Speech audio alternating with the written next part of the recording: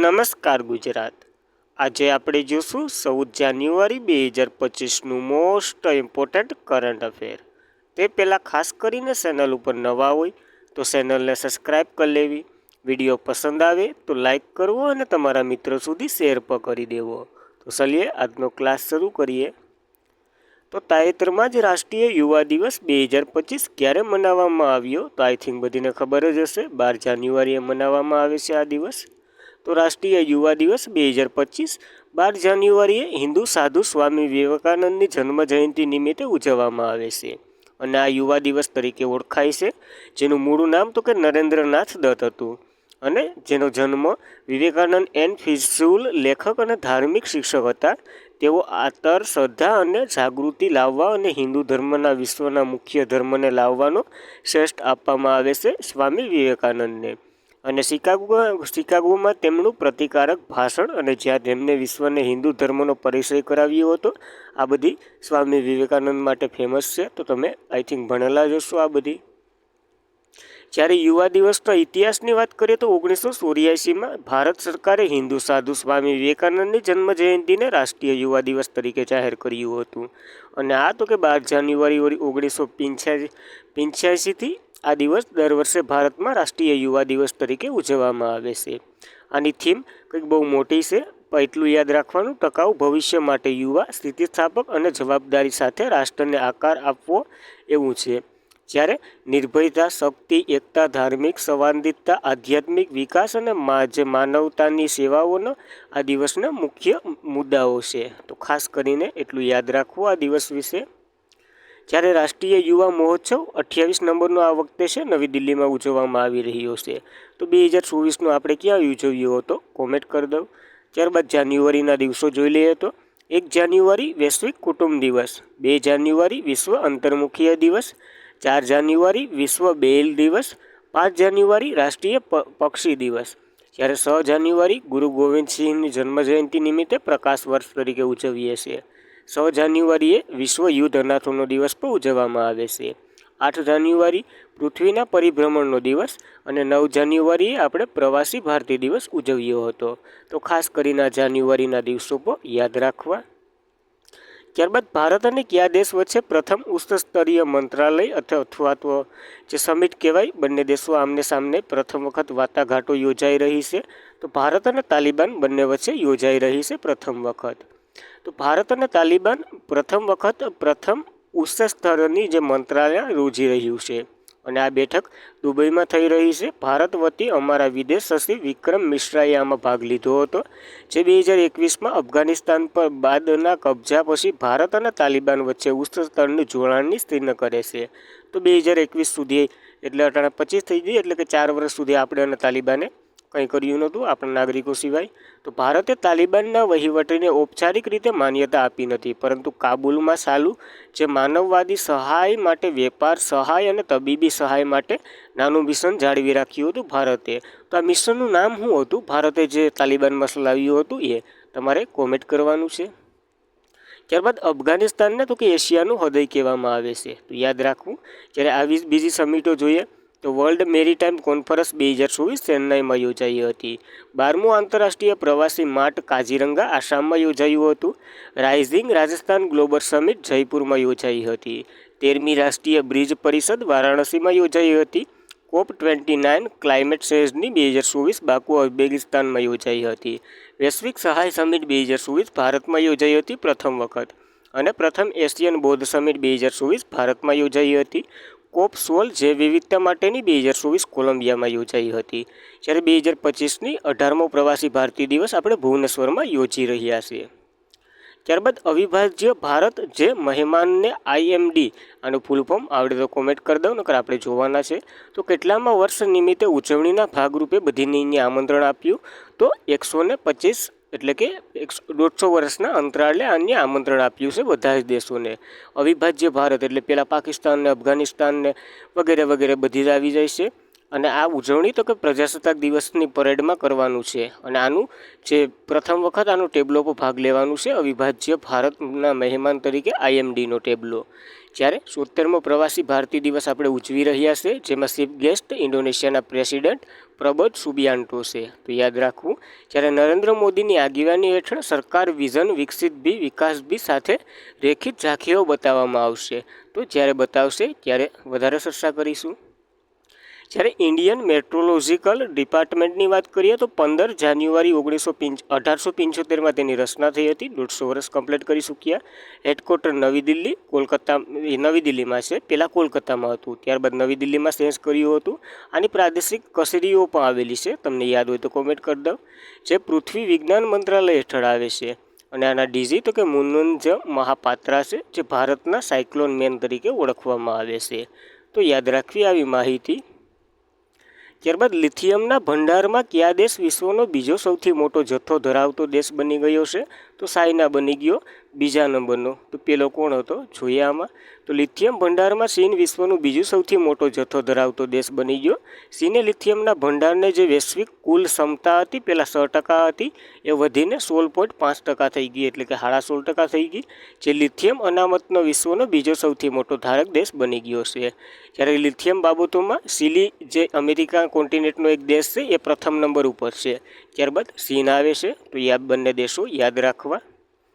જ્યારે લિથિયમના ઉપયોગની વાત કરીએ તો ઇલેક્ટ્રોનિક ઉપકરણ, ઇલેક્ટ્રોનિક વાહન, રિન્યુએબલ એનર્જી સ્ટોરેજ સિસ્ટમ અને તેમના સિરામિક, ગ્લાસ, ફાર્માસ્યુટિકલ, એપ્સટ્રેસ, સિરાઝબેટ બેટરી વગેરેમાં આનો ઉપયોગ થાય છે લિથિયમનો. જ્યારે ભારતમાં રેડિયો એક્ટિવ કયા તત્વ સૌથી મોટો ભંડાર મળી આવ્યો હતો? તો થોરિયમનો મળી આવ્યો હતો. અને ક્યાંથી મળી આવ્યો હતો એ મારો પ્રશ્ન છે. ત્યારબાદ ચાઇનાની વાત કરીએ તો કેપિટલ બેઇજિંગ છે, ચલણ તો કે રેમિંગ બસે, અને રાષ્ટ્રપતિ શી જિનપિંગ છે, જ્યાં સુધી મરે નહીં ત્યાં સુધી. ત્યારબાદ કયા દેશના નાગરિક પરમાણુ સહયોગ માટે ભારતીય સંસ્થાઓ પર પ્રતિબંધ હટાવશે? તો આવું અમેરિકાએ એટલે કે યુએસએ જાહેર કર્યું છે, કારણ કે ભારતીય જે પરમાણુ પ્રથમ ઉપયોગ કર્યો હતો એમાં અમેરિકાએ પ્રતિબંધ મૂક્યા હતા વગેરે વગેરે. આખો ઇતિહાસ જોઈએ તો યુનાઇટેડ સ્ટેટે રાષ્ટ્રીય સુરક્ષા સલાહ જે સિલ્વિનની જાહેરાત કરી કે યુનાઇટેડ સ્ટેટ નાગરિક પરમાણુ કાર્યક્રમના નજીવા સહયોગને પ્રોત્સાહન આપવા માટે કેટલીક ભારતીય સંસ્થાઓ પર લાદવામાં આવેલા પ્રતિબંધને હટાવી લેશે. જે ભારતે 1998માં રાજસ્થાનમાં બીજું પોખરણ પરીક્ષણ કર્યું હતું, એમાં નાખવામાં આવ્યો હતો પ્રતિબંધ અમેરિકા દ્વારા. તો એના વિશે માહિતી લઈએ. ત્યારબાદ 2008માં ભારત અને અમેરિકા વચ્ચે કરાર થયો હતો 123, જે 1954માં આઈ થિંક થયો હતો. અમેરિકાનું એક લો છે 123, એના ઉપર આનું નામ હતું, જે અમેરિકા ભારત સિવિલ કહેવામાં આવતું હતું. અને ત્યારબાદ તો કે ન્યુક્લિયર એગ્રીમેન્ટ અથવા તો ઇન્ડો ન્યુક્લિયર ડીલ તરીકે પણ ઓળખાતી હતી. જ્યારે PM Manmohan Singh યુએસના president John bush વચ્ચે થયા હતા 2008ના કરાર. અને એવું કહેવામાં આવ્યું હતું આમાં કે ભારત પરમાણુ ઉર્જાનો ઉપયોગ શાંતિપૂર્વક હેતુ માટે કરી રહ્યું છે. એટલે કે પરમાણુ જે પરીક્ષણને એવું કંઈ નહીં કરે, માત્ર વીજળી ને વગેરે વગેરે બીજા સાધનોમાં ઉપયોગ કરશે આનો. ત્યારબાદ 1974માં ઓપરેશન સ્માઇલિંગ બુદ્ધા પોખરણ જેસલમેર રાજસ્થાનમાં પહેલો પરીક્ષણ કર્યું હતું ભારતે. જ્યારે 1998માં ઓપરેશન શક્તિ કર્યું હતું ને, એ પછી જ અમેરિકાએ નાખ્યો હતો આ આરોપ આપણી ઉપર. તો અમેરિકાની વાત કરી લઈએ. કેપિટલ વોશિંગ્ટન ડીસી છે. રાષ્ટ્રપતિ ડોનાલ્ડ ટ્રમ્પ છે. અને ઉપપ્રમુખ તો કે જેમ્સ ડેવિડ વેન્સ છે. સૂર્ય રાષ્ટ્રપતિમાં મિસ્ટેક છે. ડોનાલ્ડ ટ્રમ્પ તો પાછા આવવાના છે, એની પહેલાં જો બાઇડન છે. ત્યારબાદ ડોનાલ્ડ ટ્રમ્પ આવવાના છે, હમણાં જ્યારે લે ત્યારે જોઉં. ત્યારબાદ કોણે મહાકુંભ મેળાની ઉપસ્થિતિના લોકો માટે વીમો લોન્ચ કર્યો છે? તો ફોનપેએ અને બીજી એક કંપનીએ મળીને આ લોન્ચ કર્યું છે.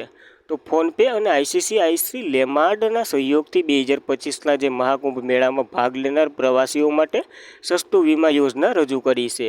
જે ટ્રેન, બસ અથવા તો પ્રવાસી માટે ₹59 અને હવાઈ પ્રવાસી માટે ₹99 ઉપલબ્ધ છે આ પ્લાન. હવે આ પ્લાન તમે લઈ લીધો, તમને કંઈ ઈજા બીજા વગેરેથી તો 1 લાખની સહાય આપવામાં આવશે. તો બહુ સારું કહેવાય. અને સુરક્ષિત તીર્થયાત્રાને સુનિશ્ચિત કરી હોસ્પિટલમાં દાખલ થવા અને વ્યક્તિગત અકસ્માતો ટીપ કલેક્શન અને વધુ બધી સુવિધા આવરી લે. આપણે એટલું બધી ઇમ્પોર્ટન્ટ નથી.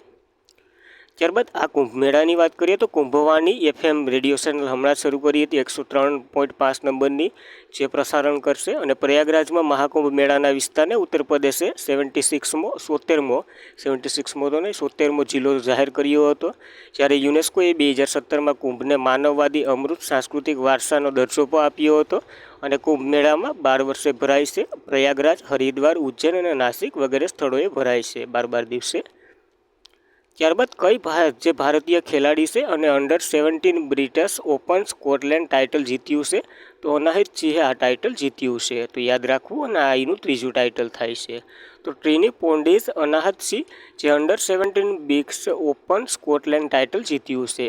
અને ભારતના 16 વર્ષીય સ્કોટ જે અનાહત સિંહ છે એને વર્ષના બ્રિટિશ ઓપન જુનિયર ટોસનું સીડ હાંસિલ કર્યું, પરંતુ તે વય જૂથમાં તેમનું પ્રથમ ટાઇટલ જીતવાનું છે. અને મુશ્કેલી માર્ક નેગેટિવ આ વગેરે નથી. અનાહત સિંહ માટે ત્રીજું બ્રિટિશ જુનિયર ઓપન ટાઇટલ છે, કારણ કે એને અંડર-11, અંડર-15 અને અંડર-17 વગેરે 3 કેટેગરીમાં આ ટાઇટલો જીત્યા છે. તો યાદ રાખવા ખેલાડીને. ત્યારબાદ British junior open Scotland championship 2025 તો કે ઇંગ્લેન્ડનું બર્મિંગહામ છે ત્યાં યોજાઈ હતી. આ કોના દ્વારા? તો કે વર્લ્ડ સ્કોટલેન્ડ ફેડરેશન દ્વારા, જેની રચના 1967માં થઈ હતી. મુખ્ય મથક ઇંગ્લેન્ડ ખાતે અને પ્રમુખ તો કે જેના ઉડનલીઝ છે. તો ખાસ કરીને યાદ રાખવી આ માહિતી.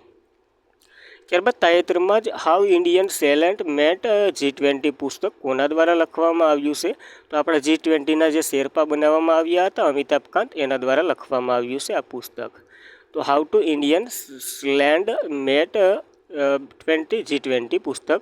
એની વાત કરીએ તો વિશ્વએ કટોકટી અને અભૂતપૂર્વ સપ્તાહ સમાપ્ત કરવો પડ્યો, રોગચાળા પછી પુનઃપ્રાપ્તિ, આબોહવા ભંગાણ વગેરે આ વિષયો આમાં આવરી લીધા છે.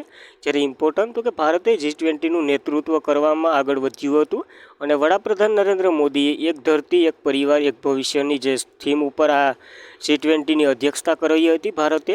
અને આનો ઉકેલ લાવવા માટે અમિતાભ કાંતે આખું પુસ્તક લખ્યું છે, જે આ બધી પોઈન્ટોને સમાવેશ કરશે. આપણા માટે એટલું જ IMP છે, આ એટલું યાદ રાખીએ તો હાઉ ટુ ઇન્ડિયન સેલેડ G20માં અમિતાભ કાંત ભારતના G20ના શેરપા ભારતીય પ્રમુખ પદે જે વ્યાખ્યાયિત કરવાની તીવ્ર વાટાઘાટો, વ્યવહારક દાવાપેચ, બેરૂફ ડિસ્પો વગેરે મુદ્દાઓ આમાં નાખવામાં આવ્યા છે. IMP શું છે? તો કે 2024ની G20ની યજમાની બ્રાઝિલે કરી હતી, જ્યારે 2025ની તો કે સાઉથ આફ્રિકા કરવાનું છે અને ચાલી પર રહી છે. તો યાદ રાખવા આ 2 પોઈન્ટો. ત્યારબાદ તો કે એરપોર્ટ કાઉન્સિલ ઇન્ટરનેશનલ તરફથી લેવલ 5માં માન્યતા પ્રાપ્ત કરનાર કયું ભારતનું પ્રથમ એરપોર્ટ બન્યું છે? તો મુંબઈ ખાતે આવેલું છે એરપોર્ટ બન્યું છે છત્રપતિ શિવાજી મહારાજ ઇન્ટરનેશનલ એરપોર્ટ. તો મુંબઈના Chhatrapati Shivaji Maharaj international એરપોર્ટે airport council international તરફથી લેવલ 5 માન્યતા પ્રાપ્ત કરી. અને જે ICAIના એરપોર્ટ ગ્રાહક અનુભવ માન્યતા કાર્યક્રમમાં ટોચ ઉપર રહ્યું છે. અને આ નોંધપાત્ર સીમા હાંસિલ કરનાર જે આ મુંબઈનું એરપોર્ટ છે, ભારતનું પ્રથમ અને વિશ્વનું ત્રીજું એરપોર્ટ બન્યું છે. તો ખાસ કરીને આ એરપોર્ટ યાદ રાખવું. ત્યારબાદ આવા થોડાક એરપોર્ટો જોઈ લે તો ઇન્દિરા ગાંધી ઇન્ટરનેશનલ એરપોર્ટ 150 સ્થળોને જોડનાર પ્રથમ એરપોર્ટ બન્યું હતું. લેન્ડફિલ માટે ઝીરો વેસ્ટ એવોર્ડ પ્રાપ્ત કરનાર તિરુવનંતપુરમ એરપોર્ટ બન્યું હતું. વિઝિંગ ઇન્ડિયા એવોર્ડ 2024 કમ્પેગોડા એરપોર્ટ અને ઇન્દિરા ગાંધી એરપોર્ટ બંનેને મળ્યો હતો. ઇન્ડિયન ટ્રાવેલ એરપોર્ટના શ્રેષ્ઠ એરપોર્ટમાં રાજીવ ગાંધી ઇન્ટરનેશનલ એરપોર્ટ હતું. અને ટોચ ઉપર એરલાઇન એરપોર્ટ હતું કતારનું. જ્યારે ઉત્તર પ્રદેશ પ્રથમ એરલાઇન શરૂ કરી રહ્યું છે શંખ એરલાઇન. અને ભારતનું પ્રથમ સ્વસંચાલિત ઇન્ડો એર ક્વોલિટી મોનિટરિંગનું અનાવરણ થયું હતું તિરુવનંતપુરમ એરપોર્ટ. એનું નામ તો કે પવિત્ર સિત્રા હતું. જ્યારે તો કે નાગરિક ઉડ્ડયન મંત્રાલયે કયા એરપોર્ટ પર ઉડાન યાત્રી કાફે શરૂ કર્યું હતું? તો કે નેતાજી સુભાષચંદ્ર બોઝ ઇન્ટરનેશનલ એરપોર્ટ કોલકાતા ખાતે આવેલું છે એને. અને ઘરેલું રૂટ પર ફ્લાઇંગ વાઈફાઈ ઇન્ટરનેટ સેવા શરૂ કરનાર એર ઇન્ડિયા બન્યું હતું ભારતનું પ્રથમ એરપોર્ટ. અને વિશ્વનું લગભગ પ્રથમ હતું. તો યાદ રાખવું આ પોઈન્ટો. ત્યારબાદ ઝડપથી વૃદ્ધ થતા સમાજ માટે તત્પમાં ભારત કયા ક્રમે છે?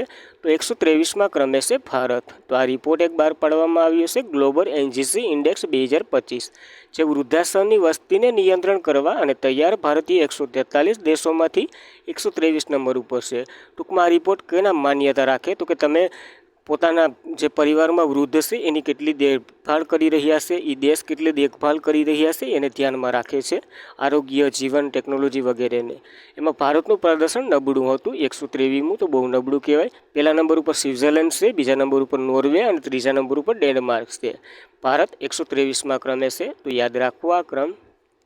જ્યારે કરપ્શન પર્સન ઇન્ડેક્સ 2023માં બીજા ઇન્ડેક્સો જોઈ લઈએ આની સાથે. તો કરપ્શન પર્સન ઇન્ડેક્સ 2023માં ભારતને 93મું સ્થાન મળ્યું હતું, ડેનમાર્ક પહેલા નંબર ઉપર હતો. સ્વાસ્થ્ય સર્વેક્ષણ 2023માં ઇન્દોર અને સુરત પહેલા ક્રમે હતા. જેમાં બીજી અલગ શ્રેણીની વાત કરીએ તો 1 લાખથી ઓછી વસ્તીમાં સાસવડ મહારાષ્ટ્રનું પહેલા નંબર ઉપર હતું. સૌથી સ્વસ્થ કન્ટેનમેન્ટ બોન્ડમાં મહુ કન્ટેનમેન્ટ બોન્ડ હતું. રાજ્યમાં મહારાષ્ટ્ર, મધ્યપ્રદેશ અને છત્તીસગઢ હતા. સૌથી સ્વસ્થ ગંગા શહેરોમાં વારાણસી અને પ્રયાગરાજ હતું. અને પરીક્ષા સફાઈ મિત્રમાં ચંદીગઢ હતું. સ્નો લેપર્ડ રિપોર્ટ બહાર પાડ્યો હતો 2023નો, 718 હિમદીપડાઓ હતા જે મેક્સિમમ લદ્દાખમાં હતા. ટોમટોમ ટ્રાફિક ઇન્ડેક્સ રેન્કિંગ 2023માં લંડન પહેલા નંબર ઉપર, બેંગ્લુર ભારતનું 6ઠ્ઠા નંબર ઉપર હતું. ડેમોક્રેસી ઇન્ડેક્સ 2023માં 41મા નંબર ઉપર ભારત, નોર્વે પહેલા નંબર ઉપર હતું. જ્યારે વૈશ્વિક બૌદ્ધિક સંપ્રદાય સૂચકાંક 2024માં 42મા નંબર ઉપર ભારત, યુએસ પહેલા નંબર ઉપર હતું. લિંગ સમાનતા સૂચકાંક 2022માં 108 નંબર ઉપર ભારત, ડેનમાર્ક પહેલા નંબર ઉપર હતું. માનવ વિકાસ સૂચકાંક 2022માં 134મા નંબર ઉપર ભારત, સ્વિટ્ઝરલેન્ડ પહેલા નંબર ઉપર હતું. વર્લ્ડ હેપીનેસ રિપોર્ટ 124મા નંબર ઉપર ભારત અને ફિનલેન્ડ પહેલા નંબર ઉપર હતું. તો યાદ રાખવા બીજા ઇન્ડેક્સો પર. ને આજના માટે એટલું જ હતું. ખાસ કરીને મિત્રો, વિડીયો પસંદ આવે લાઇક કરો, તમારા મિત્રોને શેર કરો અને ચેનલ પર પ્રથમ વખત હોય તો સબસ્ક્રાઈબ પણ કરી લેવી. Thank you for watching this video. જય હિન્દ, જય ભારત.